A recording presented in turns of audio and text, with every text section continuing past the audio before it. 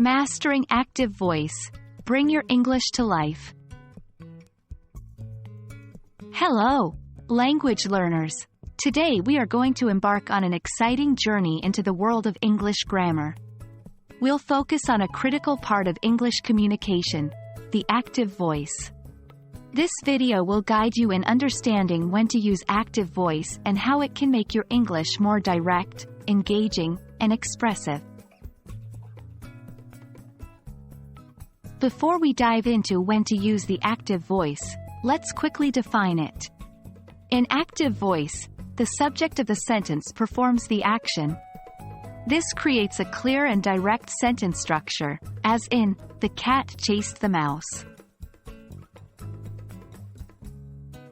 Active voice is often the best choice when you want to make it clear who is doing the action. With the active voice, the doer of the action, the subject, comes first, followed by the verb, and then the object. For example, Mary baked a cake is direct and clear about who did what. Active voice makes your language more dynamic and engaging. It's particularly useful in storytelling or when describing events in a direct, vibrant manner. Let's say, John rescued the kitten from the tree. It places the focus on John's brave action. In academic and professional writing, the active voice is frequently preferred to maintain a tone of authority and clarity. For instance, instead of writing, "The experiment was conducted by the researchers," you could say, "The researchers conducted the experiment."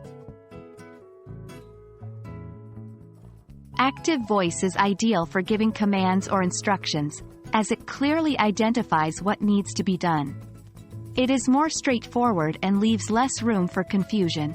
For example, "Turn off the lights" is a direct instruction, whereas "the lights should be turned off" can be less immediate and direct. We've just scratched the surface of the active voice, but already you can see how it makes your English communication clear, engaging, and authoritative. Remember, the active voice puts the doer in the spotlight and creates more direct and interesting sentences. We hope you found this video helpful and now feel more confident in choosing when to use the active voice in your English communication. Happy learning, and see you in the next video.